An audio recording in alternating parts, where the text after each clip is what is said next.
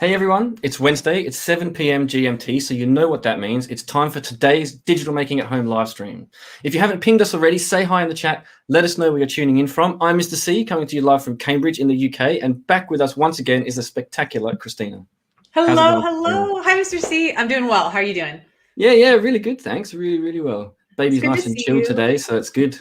Yes, Cassie's sleeping. Great. The babies are all chill. That's nice. What we want to hear. And hello to everyone. I'm joining from Nebraska in the USA. And thank you to everyone joining us again for another great episode of Digital Making at Home. Today is going to be great. We have two great things happening on today's show. First, we're speaking with Harrison, a young inventor who has made several wacky machines he's going to talk to us about. And second, we're going to be playing around some more with the Raspberry Pi Pico. Raspberry Pi's brand new $4 microcontroller. But this time we're going to get it to sense the real world. I'm excited. Absolutely. I'm super excited to get the Pico again and show everybody at home watching how easy it is to make your own gadgets with very little components. So today we're going to make the equivalent of a parking sensor, like when you back your car up and it tells you that the wall is getting close and it beeps. So that's what we're going to make, something that will detect the distance to the Pico, and then it will sound an alert if that thing gets too close. Yeah, that sounds so cool. And also, have you noticed we already have lots of early birds in the chat today? Hello, Gobal, Larry, Anna, Dominic, more folks coming in. Hello, Alex, bienvenidos from Puerto Rico. It's so great to see you. Oh, it's so awesome to see you all involved in the conversation. We're excited to have you all join us today. Absolutely. And for those of you who are here for the first time, welcome. Thank you for coming. Digital Making at Home is all about getting young people just like you, creating with technology and becoming super users in the 21st century. Every week we chat with inspiring people making cool stuff and changing the world. We code together, see amazing digital making projects from all over the globe. And we love chatting with all of you every Wednesday. So we're live on YouTube, Facebook, Twitter, and Twitch every week. We can see your comments in the chat on all those platforms, and we do want to hear from you. So feel free to join in, ask questions, make suggestions, or just give us your opinion in the chat.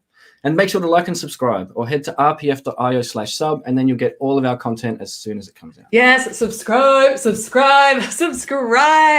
Raspberry Pi Foundation is a nonprofit, so you can support us by subscribing and encouraging your friends to subscribe as well. This channel both shares about our programs and has great tutorials and resources to help young people and educators all over the world explore digital making. Absolutely. And big shout outs to Keith Duffield, Lucy Robot, and Halls of Learning, some of our most recent subscribers. Thank you for being the newest members of Team Raspberry Pi. Should we get Harrison on and have a chat with him about his crazy inventions and how he got started? Yes, Harrison, come on. Amazing. Harrison, hey, how's it going, man? Hello. Welcome. How are you doing today, Harrison? Good. Yeah, it's pretty cold up here, but it's good. Yes, it's cold. You and I, yeah. Where are you based in the USA? West Michigan, Muskegon. Okay, right. I'm in Nebraska, so we're getting some negative, really cold weather right now. So we got to keep warm and explore, do some coding and projects for sure. Oh yeah, that's awesome, man. It's great to have you on today, dude. Can you tell us something about yourself? Tell the folks at home what it is that you like to do. All those sorts of things. Yep. So, like you mentioned, I'm Harrison McIntyre. I'm a 17-year-old kid. I live in West Michigan, and I really have a passion for robotics and computer science, and along with some tinkering and mechanical engineering. And so that's kind of what's been my passion for the latest little while. And I also have a YouTube channel where I show off some of the cool stuff I like to build and kind of explain how they work and stuff like that. That's super cool, man. So you say you tinker with engineering. What do you mean by that? Yeah, so where I originally got started in engineering is I joined a FIRST robotics team. FIRST stands for Inspiration, Recognition of Science and Technology. That's what. Nice, represent the team. So there's a local team. They're called the Muskegon Area Robotics Students, or MARS for short. And so when I was in elementary school, I got started on a team like that. And once I got a taste of the robotics, I really got hooked. And so now I've been on that team for 7 years now. So the elementary level uses little Lego robots to get you started. And now on the high school level, we basically fabricate robots that weigh 125 pounds, the size of people, and we compete with them. That's really where I got started. And then from there, I branched off into doing my own YouTube channel because it gave me more opportunities to really get creatively stimulated and really share that with other people. Wow. You mentioned you've been on this team for 7 years. Have a lot of the same folks been on the team with you as you all have learned about robotics together? Oh, yeah. Yep. There's a group of about So when I first started in elementary, there was a group of about 5 kids or so, and that went down to about 4 or 3, but the same few people have gone up through the elementary level all the way up through high school. So not only do they have a lot of experience from the going up through each of the 3 levels, there's middle school as well as elementary and high school, but then also you get that relationship with other people where you know what their skills are, you know how to work well with those particular people. And it's really great to go through a program like that with the same people because it allows you to collaborate on a deeper level. Yeah, that sounds incredible. I think so much of what I love about the maker community and like digital making, Raspberry Pi, is that community aspect that folks like working together, coming up with ideas together, also failing together. There's something really special about creating a project and really failing at it together and learning from that so you can just make it even better. That's awesome. That's really neat. The camaraderie comes from that when you all have to problem solve and dodge bullets in a big hurry. It's like, that's really cool. I love that. That's one thing too that I really love about FIRST Robotics as a whole is if you think about like the difference between learning from like a team like that versus college, is there is no replacement for when we're at these competitions. So there's a couple competitions a year, so each one of them is a big deal. And there's no replacement for someone shoving the robot towards you and saying, you have a match in 3 minutes and it doesn't work, fix it now.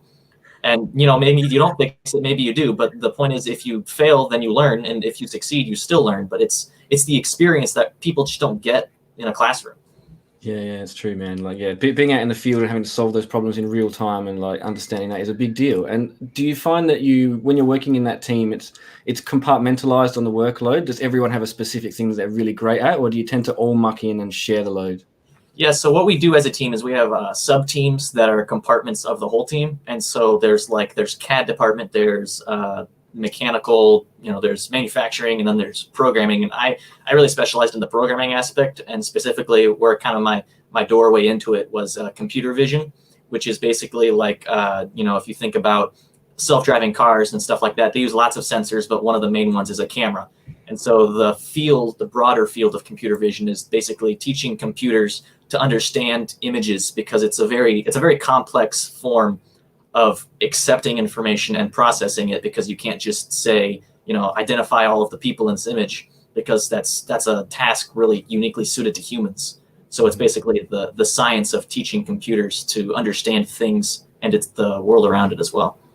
Incredible. Oh wow, yeah. When we were talking about some tech updates, and a couple of weeks ago, Mr. C, you brought in talking about the automatic trucks, right? And thinking about how those computers are seeing their surroundings, being able to both be safe and efficient, and it's pretty incredible when you think about it.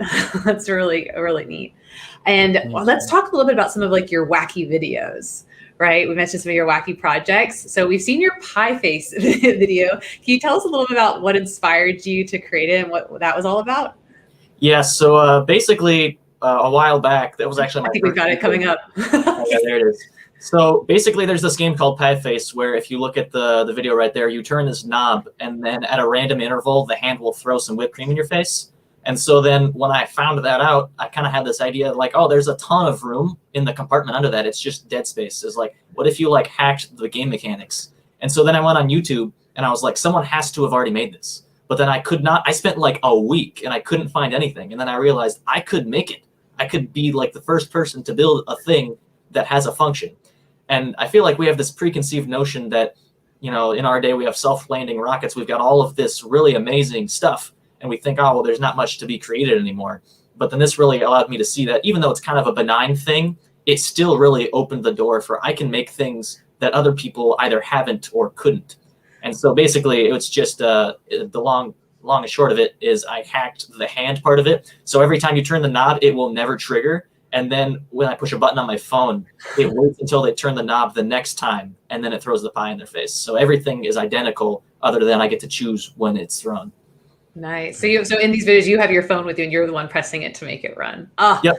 I love that. And I love too, I think that's so neat that you saw something that already existed, right? And you were like, wait, let's see what I can do with this. How can I make this even cooler? How can I give my own spin to it? And I think that's what was so unbelievable about it to me. Because if you just look at the concept, it's there's an arm, right? And it moves. That's the one basic thing in, physical mechanics. And no one had thought to hack it yet. And my mind was blown that it's right there and you can do it and it will be so great. And so then, that really helped me get my feet wet in the world of, creating, and also in video editing and stuff like that. Yeah, I love that. I think it's so important, especially for like young folks at home. Like if you have an idea, go for it, right? Like even if like someone had the idea of making this thing, but you had the idea of, like you said, hacking it, right? Adding that spin to it, having the app on your phone where you could press it and actually turn it on. I think that's so important for folks to hear, that like so much inspiration ideas can come from seeing something that's already been made, but you putting your own unique flair to it, which is really cool. Yeah.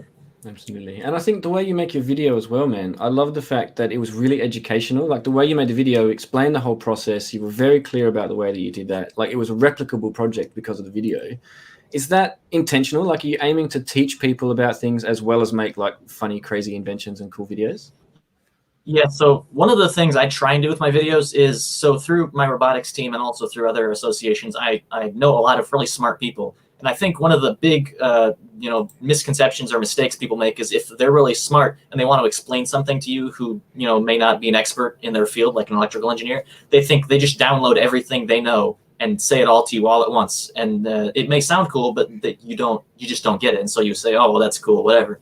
And so I kind of try and bridge that gap, because not only then is it a cool video and you're like, oh, that's really cool, but then I'm like, hey, so this looks really complicated. But ultimately, like, for example, like a closed feedback loop, that's what I used on another video.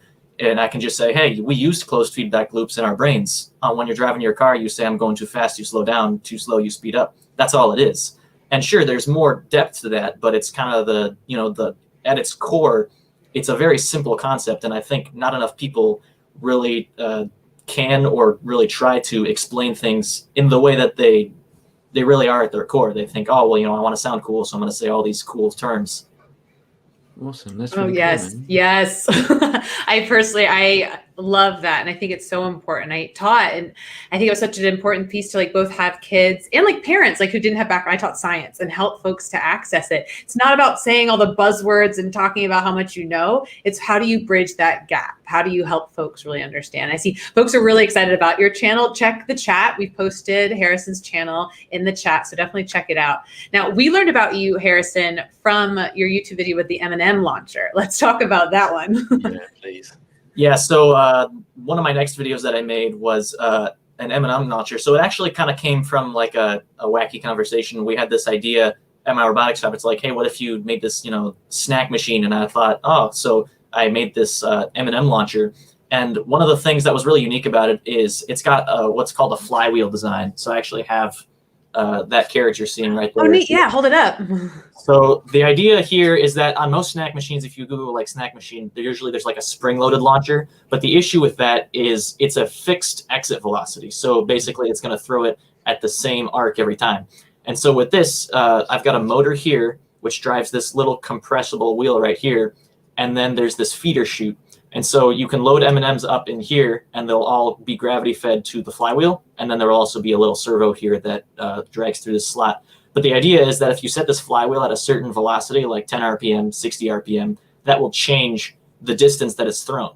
And so that allowed me to then, once I could locate where I was as a person, then I could shoot it to basically any point in the room as long as it was within the range. And so that was the main benefit, or the main improvement I think I made over a lot of other similar machines. The other thing was that I had an old Alexa Echo Dot laying around. And so I connected that to the Raspberry Pi that was driving the whole thing. And so then I could say Alexa, and I would say a keyword, and that would tell it how many chocolates to throw in my direction using facial detection. That's so cool, wow. man. You made a pitching machine for candy. Yep. That's so cool. Oh my Yeah. God. Yeah, here it is. Nice. Clever design too, man, with the variable flywheel. That means you can throw at different distances. That's very, very cool. Yeah, that was it's really cool to see stuff like that work in action, because stuff like that, oftentimes in principle, you're like, okay, that could work, but then getting it to actually work it's really something else. Yeah, man. Yeah. I mean, the one I really like too, I saw another video you did that was an M&M sorter. It could find M&Ms without peanuts in them. Like it's how does that work? Because that one was really interesting to me. Another thing I did was I made, like you said, it's so there's lots of different kinds of M&Ms, but one of my favorites is ones with peanuts inside of them. And so if you've ever eaten any amount of them, you may have occasionally come across one that doesn't have a peanut inside of it. It's like it's pure chocolate essentially, and it's like a factory defect or whatever. But they're common. They're fairly common. Like I think it was 1 in every 20 or 30. Oh my God, I feel lied to. They taste really Continue. good. There's so much more chocolate. And so I built this machine that what it does in a nutshell is it scans, it's a 3D scanner essentially. And it scans the volume of the peanut M&M. And if you think about density, that's, whether something floats or sinks, that's dependent on your volume divided by your weight. And so once you scan the M&M, you can determine its volume. Then I use this really, really, really tiny load cell, which is just a scale. And that determined its weight. And then you could divide the two and determine its density. And so from there, you can determine, I forget what the exact percentage was. I think it was like 70-ish or 68% accuracy, whether there would be a peanut in there. And so it was really, all in all, my favorite part of it was getting to build the 3D scanner because I didn't know how to build one. And so I just looked on the internet to see how people have done it in the past. And it's actually a really simple, that shows the math right there. That's 100% of the math that you need to build your own. I mean, there's some more semantics that come in, but it's just trigonometry in its very center. SOHCAHTOA. Gosh, I haven't thought about that in a long time. Oh, that's so great. Well, Harrison, with the time that we have left, what is next for you? What are you looking forward to? Any projects or next steps for you? Yeah, so right now I'm working on a few projects, one of which is still kind of developing, but I'm hoping to get that finished soon, is I'm trying to build a robotic foosball table. So essentially with foosball, you've got 2 opponents on either side of the table, and you would just replace one of that sides with actuators, and it would play against the human. And so I think that'll probably take a decent while to create, but I'm hoping to really get that going because that sounds like a lot of fun. Very cool. Oh my gosh. Well, Harrison, that's a good luck. Keep us updated. We definitely want to hear about it. We'd love to have you on again to get an update on the foosball. It was so great to have you on. Thank you so much. We really appreciate you joining us. Yeah. And we'll see you again soon. Good luck with your project. Yeah, good luck, man. That's really cool. Thanks. Bye. Oh man, so cool. Like some of Harrison's machines are amazing. And like I love that he got started in first robotics. That is such a great program. No doubt. Like the way Harrison made machines to interact with the real world in order to make decisions about pies or M&Ms. I just love how unique that was. And some people might think that it's an easier, silly thing to do. But the skills involved are actually pretty complex. I was really impressed. Those are advanced. Yeah, definitely. And that's the thing. I think what he was saying too about stripping the idea back to its most core fundamental concepts in order to share that with other people, like what he's done there, like you say, those things are very complicated. Like his machine had to work on a remote input to trigger some code on an Arduino, which then had the physical output of lifting that ratchet. And like we've seen before last week, actuating a physical output is okay, but it's the input again that's really fiddly, like we saw before, getting that input to work properly. Right, yeah, and that's what we're going to do today, right? We're going to add something to the Pico that will measure the real world and then use it to do something else, right? Yeah, absolutely. We're going to be using a UDS today, so we've got one of these. It's a little sensor that measures distance, and it will output that value for us on screen. So we can crack on with coding our microcontroller. Yeah, that sounds good. So what are the folks, and you mentioned UDS, and what does that stand for? For folks at home. Cool. Okay. So the UDS stands for ultrasonic distance sensor, and what it does is it has these 2 little things in the front, and they pump out ultrasonic waves, and they wait to hear an echo come back at the right frequency. So using the echo, it can work out the distance, right? If you know how far sound travels, you can work out how long it takes to bounce back, and then that's how far away this thing is. Okay. All right. Well, then let's get started. Yes. So what you need, everybody.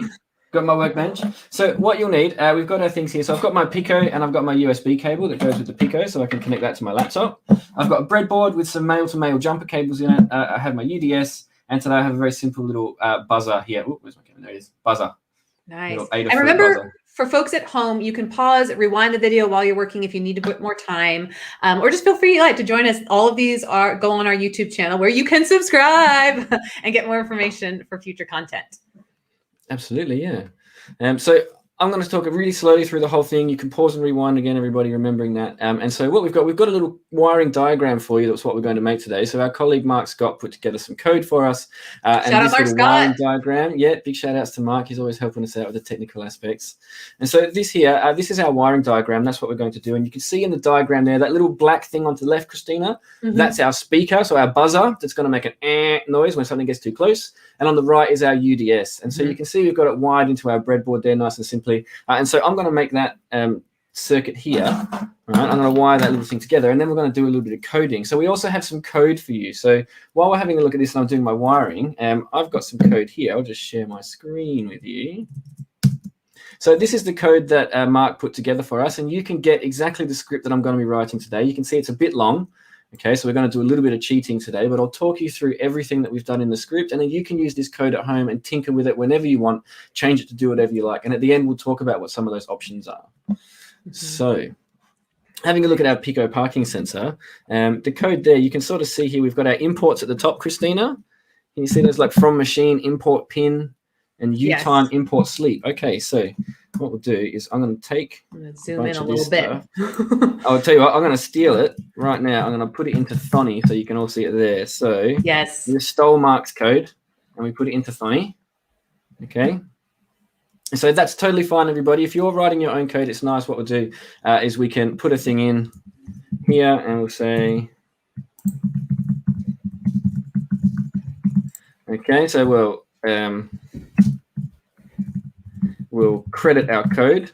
And that's a great trick for folks. If you're new to code, what Mr. C is doing right now is he's commenting out the code. So that code right there in line 1, by using the hashtag, it's not going to run. Like the computer's going to ignore it. But it's great because that helps you put in notes, information, just like, shouting out to Mark Scott right there. Absolutely. And so, and the commenting thing, you'll see in a little while, there's loads of comments. So Mark has followed the best practice for coding. Excuse me while I do some wiring as I talk.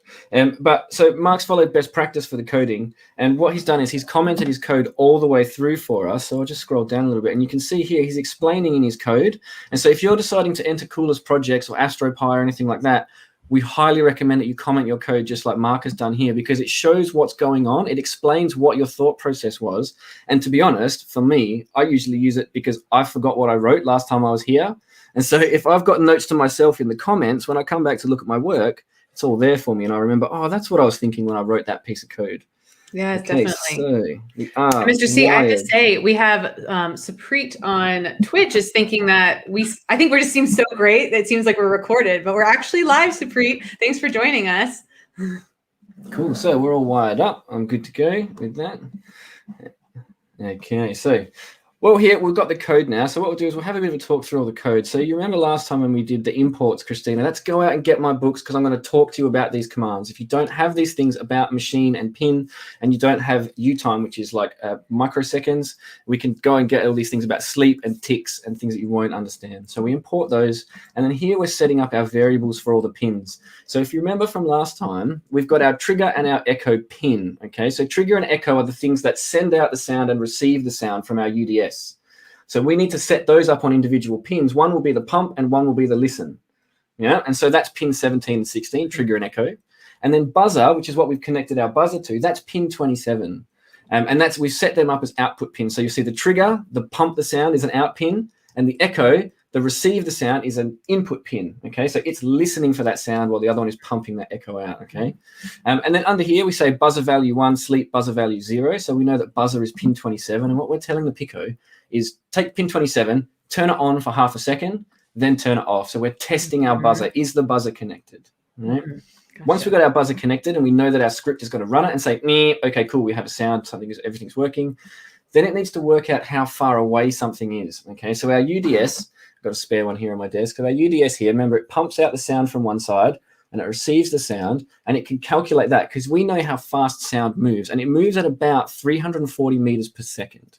Okay, so we can tell that if something is X distance away, at that speed, sound should come back at about this time. And so this whole function here that Mark has defined as calculate centimeters, okay, using the echo and trigger, okay, so it sends out a 10 microsecond signal to starts the internal ranging program in our sensor. Okay, so it triggers this, triggers high. So the echo pin is set to high when the first ones are set out. So we wait for that to happen, okay, and then we record the time.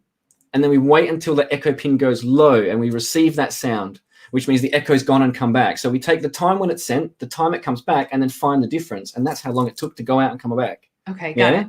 Yeah. Okay, cool. So now that we understand that, right? That's the thing. It's quite a technical thing that it's doing. But once we get past all the complicated bits here, it's really just Now I know the distance, check what that distance is and make a buzz noise. Yeah, I'm like picturing like my high school physics classroom and the images that we would always have there. I'm such a visual person. I'm creating a diagram in my head. Absolutely, right. And me too. I'm a very visual person. I have to sort of like see a thing, even if it's in my own mind's eye, it really helps to visualize what's happening.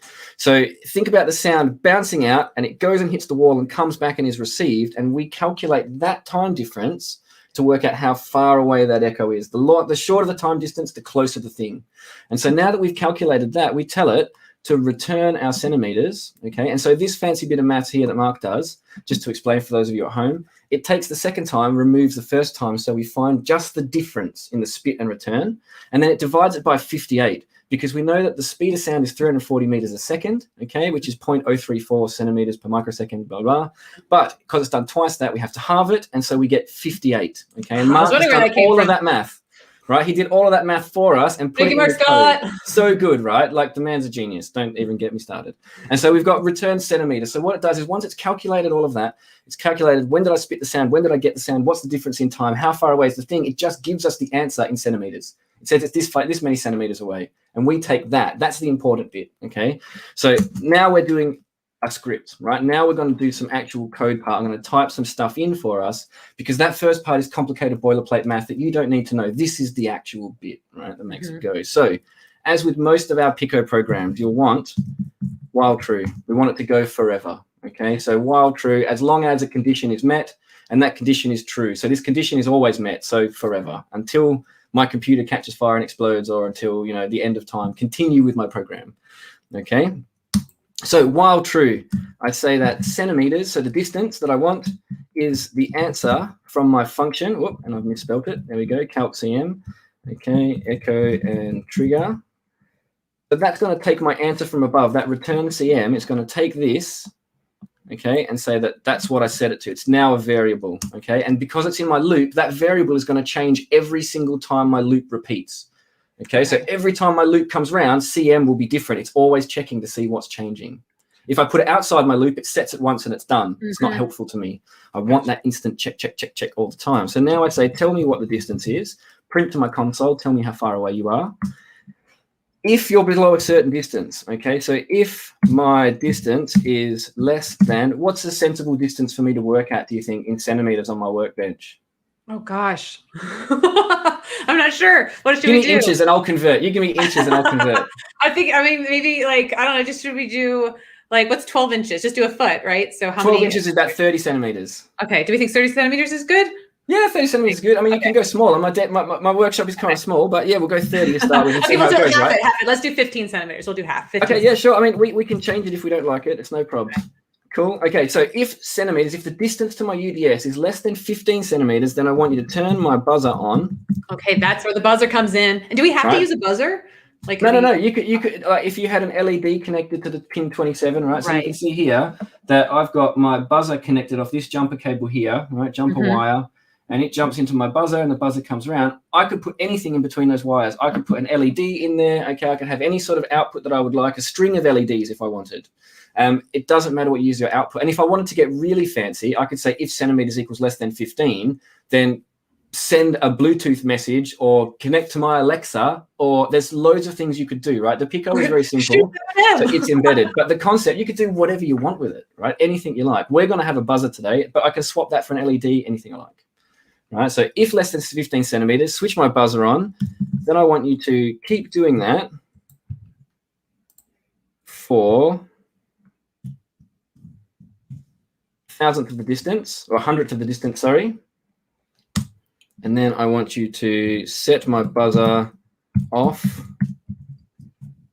Okay, and then I want you to sleep for the same amount of time. So I'm too lazy to type that twice. Okay. And that is about it. That's our actuation. So with this code here, if it's less than 15 centimeters, my buzzer will come on, turn the buzzer off, and it will keep doing that every 100th of a second. So we'll get this like type thing going on. So I've got my thing wired up. I have my code. Now I just need to connect the Pico. So I'll pull this off, connect to my USB. Nah, it'll be fine. So I have to flash the code to the Pico first, if you remember. That's right. Yeah, we got to get it on there. Right, so we're connected now, and I should be able to restart my console. There we go. Okay. So my Pico is connected. I've got my code here. So I should be able to run it on. Okay, so that's my test bars. And now you can see it's printing to my console, the distance. Here we go, big. And now. Nice. You did it. It'll get closer. Oh, it's reading a bit. I think you got to let the UDS like settle down a bit. Here we go. Okay. Yeah, bring it back in. I can't see it. There we go. Okay. Okay.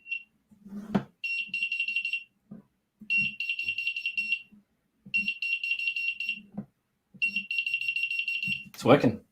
It's Nice. doing it at about 15 centimeters. That's so good, right? Have fun. And so like I could take that number. If we wanted to make it closer further, the only difference would be to change this number here, right? 30 centimeters, that's your 12 inches, right? You can make that variable, or sorry, that value whatever you would like, and it can just change the distance to your UDS. It's all running on the Pico. And so now I could save it to my Pico, and I can run it on there. So I save it to the Raspberry Pi Pico. Oops, telling me it's not connected. So it's because it's still running my code. That's why. So stop it from running my code.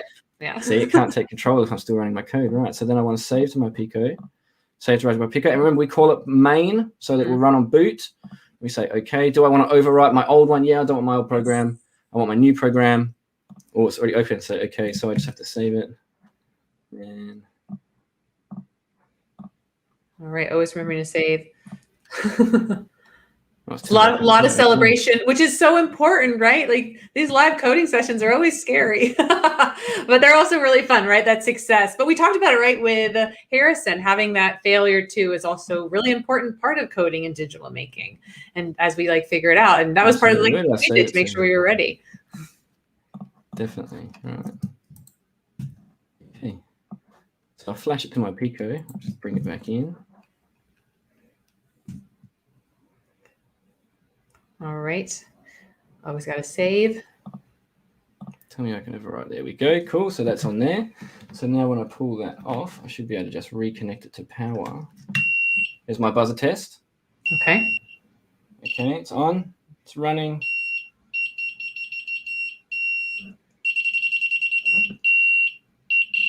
And you see as I get closer, it changes the beeps. Nice work, Mr. C. See, fantastic, right? That easy. It's that easy to make a parking meter. That's it. It's done. Or we can install that on the back of our car, right? Maybe with a bigger buzzer or like a massive air horn. Yeah, right. So what you do is you get a huge big truck air horn, and then you hook it up to one of these because all that really needs is a little signal thing, and then we can have like a bridge that would boost that, and then when that went off, you would have like this massive bah air horn. Easy. We could do that. It's funny. I'm thinking of it as like a tool like I probably would have used as a kid to like keep my brother out of my room, or to like keep keep my stuff safe from my siblings. So that could be, yeah, you've got your own little alarm set. Just have the Pico, the buzzer, and your UDS. Right? It's that easy. Awesome. So cool. Like being able to program a little board like Pico for embedding using Thonny. Like again, every week we're doing it. It's really that easy. We did it in about 15 minutes. I mean, we borrowed some code from Mark, but nobody asks a mechanic to go on and invent a spanner before they fix your engine. So if someone else has done it, reference the code like we did and use it. That's absolutely fine. And we just can make all sorts of cool stuff in no time. I mean, we just did a proximity sensor. I know, so incredible. And yes, for folks at home, if you create a project, you could enter it into Coolest Projects. I think Mr. C is wearing his shirt. Yep, he's got it on. Coolest Projects is one of our amazing programs where young people around the world can showcase what they've made with code. Idea registration launched this month. So check out coolestprojects.org for more information. You could be like Eddie's Tech in the chat, who's participated in Coolest Projects in the past. He highly recommends it. And it was so great to see so many of you getting involved in the discussion this week. Shout outs to Supreet. I see Goat Sarah and like all the folks. It was so great to connect with all of you. Go Ball, you're always a fan. You're always here. We really appreciate seeing you every week. So, and thanks so much. And Dominic, thank you so much to everyone. Yeah. And thank you to Harrison for joining us this week and showing off his pie face and the M&M sorter earlier in the show. We made a short link to his channel. If you didn't get it before, here it is, rpf.io/Harrison. Go and subscribe and see more of his awesome video content. Absolutely. And thanks again to Mark Scott, who's been in the chat taking your technical questions and wrote all the code for today's project. If you didn't get your questions answered in the chat, there's tons of really high quality technical docs available at rpf.io/pico-docs. And if you still need a question answered, check out the Raspberry Pi forum. Yes, and that's all the time we have for this week, but you can always get in touch with us. Send us an email at dmah@raspberrypi.org. And if you make something and want to share it with us, tweet a picture of it to us at raspberry_pi. We would love to see it. Yeah, we always love seeing the submissions that people give us. And before you all go, make sure please to like and subscribe so you are the first to know when we go live and get updates on all the cool stuff we're doing in the future. Coolest Projects is coming out. We're going to do a load of stuff around that. And remember, this is our new channel, which again focuses on supporting young makers all around the world with fresh content every single week. So thank you all for being here for our Raspberry Pi Foundation's Digital Making at Home live stream. We'll be back next week at the same time once again with more digital making. We've got Becky Stern on next week, which is going to be amazing. So until then, stay safe and healthy, and we'll see you next time. See you later.